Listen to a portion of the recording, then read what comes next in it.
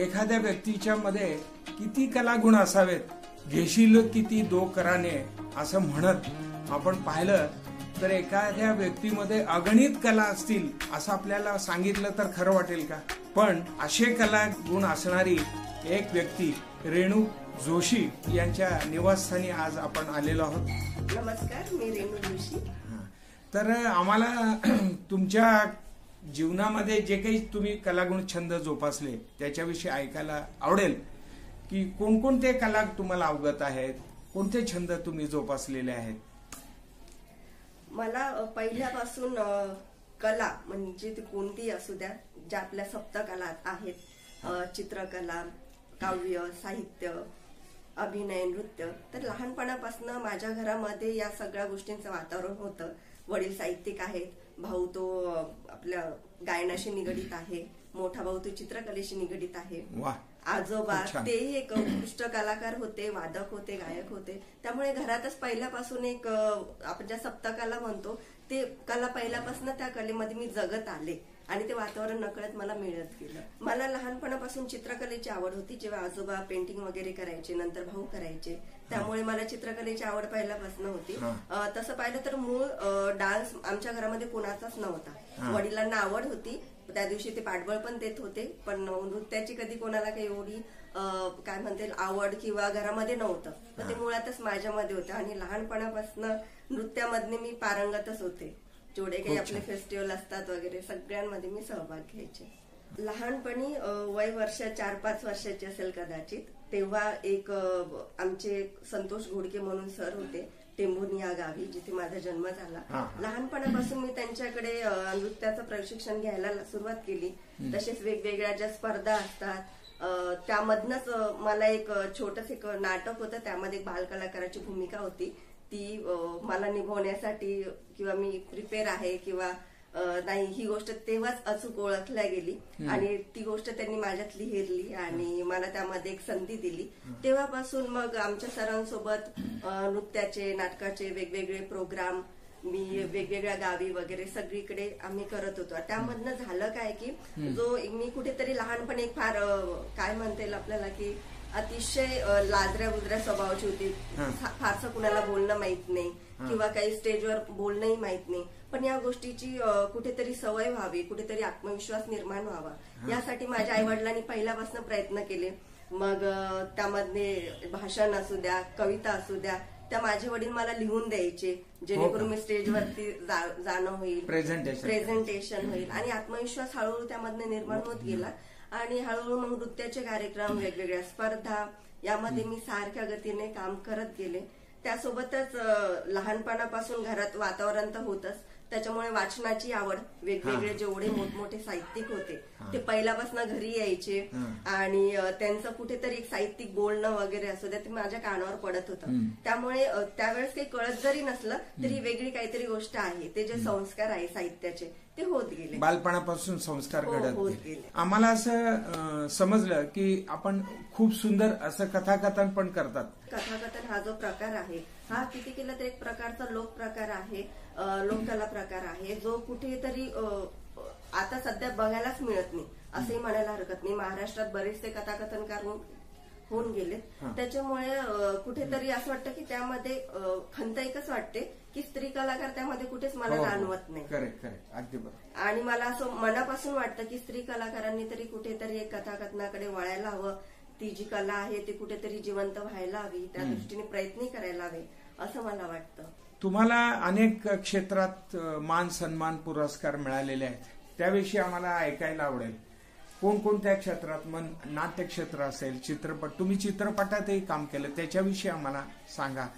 आणि नृत्यकला तुम्हाला ती पण खूप छान अवगत आहे, अनेक ठिकाणी तुम्ही त्याचं प्रेझेंटेशन केलेलं आहे, त्याच्यातही पुरस्कार मिळालेले आहेत. लहानपणापासून वेगवेगळ्या स्पर्धांमध्ये भाग घेत असताना कुठेतरी पारितोषिकही मिळतच होते आणि लहानपणी त्या गोष्टीचं एक वेगळेपण असतं की आपल्याला एखादं बक्षीस मिळालं तर कुठेतरी प्रेरणा मिळते पुढे जाऊन काम करण्याची. त्यासोबतच नंतर चित्रपट सृष्टीमध्ये आल्यानंतर सतत कार्यरत होते. वेगवेगळ्या क्षेत्रांमध्ये अभ्यास करत होते. त्या दृष्टीने त्या कामाची कुठेतरी बऱ्याच ठिकाणी दखल घेण्यात आली. मागच्याच वर्षी गोव्याला तापी पूर्ण राज्यस्तरीय पुरस्कार मिळालेला. आणि या सगळ्यांमध्ये मला सगळ्यात महत्वाचा पुरस्कार हा वाटतो की मला 2021-22ला अनास इंडिया जे नागपूरच्या आहेत एक संस्था आहे, त्यामधनं मला राष्ट्रीय पुरस्कार मिळाला नृत्य दिग्दर्शनासाठी.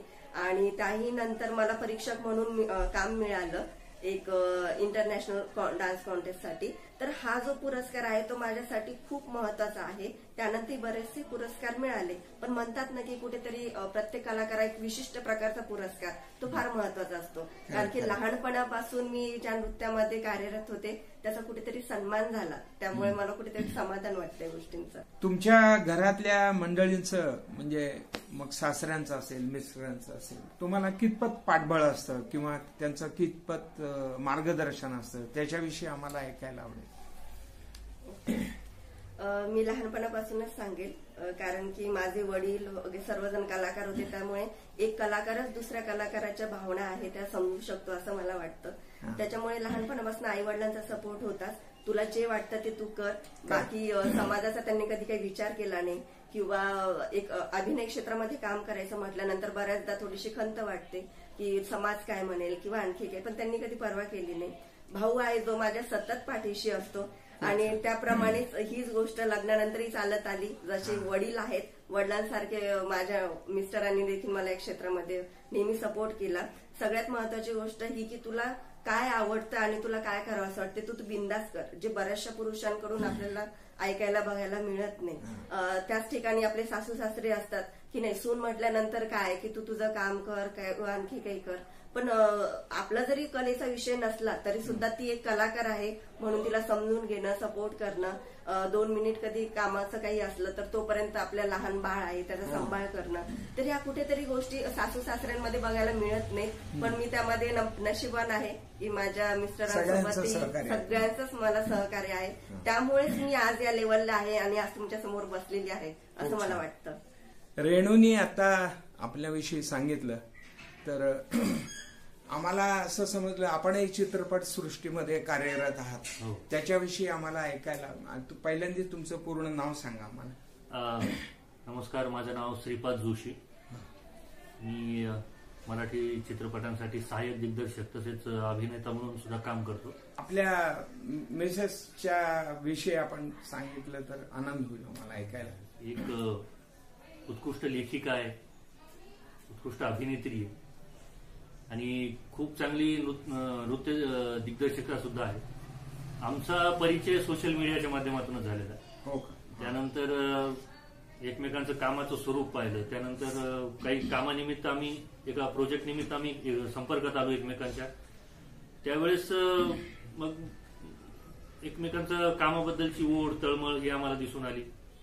त्यानंतर हळूहळू एक लक्षात यायला आलं की एकमेकांना समजून घेऊ शकतो किंवा सगळ्यात महत्वाचं म्हणजे या क्षेत्रामध्ये काम करत असताना जोडीदारही तितकाच समजदार हवा. हे क्षेत्र बाकी सगळ्या क्षेत्रांपासून वेगळं आहे, त्यामुळे तेवढे समजूतदार जोडीदार असणं देखील फार गरजेचं असतं.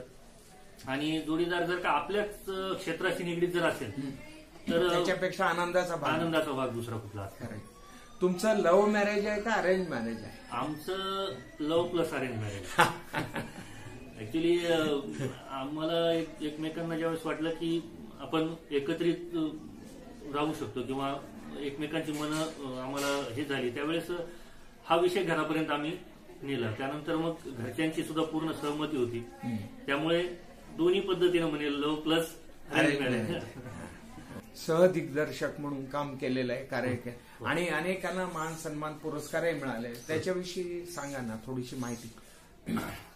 मी एक खूप मोठे दिग्दर्शक आहेत शिवाजी लोटन पाटील, ज्यांना आज पूर्ण भारतामध्ये ओळखण्यात येतं आणि मराठी चित्रपटसृष्टीत त्यांचं खूप मोठं नाव आहे.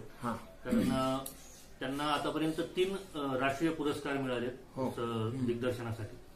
त्यांच्याकडे मी सहाय्यक दिग्दर्शक म्हणून काम करतो, त्यांना असिस्ट करतो. त्यांच्यासोबत काम करत असताना त्यांनी माझ्यातलं देखील एक कलाकार ओळखला. मी ऍक्च्युली थिएटर आर्टिस्ट आहे मी सुद्धा नाट्यशास्त्राचं प्रशिक्षण घेऊनच पुढे गेलेलो. तर त्यांच्या प्रत्येक चित्रपटामध्ये एक छोटा मोठा मला रोल मिळायचा.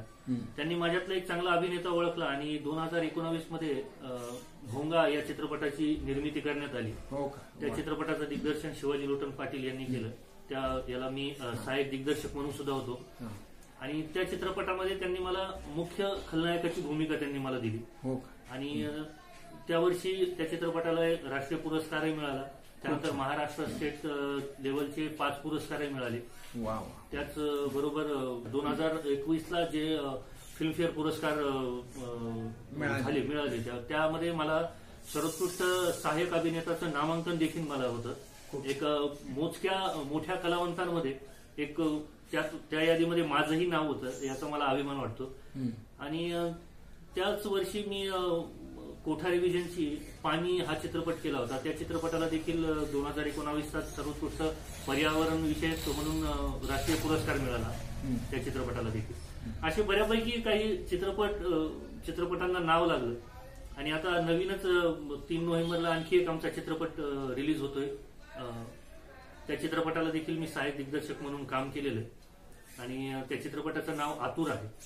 वास्तविक पाहता संभाजीनगरमध्ये तसं चित्रपटाचं नाट्याचं एवढं काही मोठं असं वलय नाही, वातावरण नाही.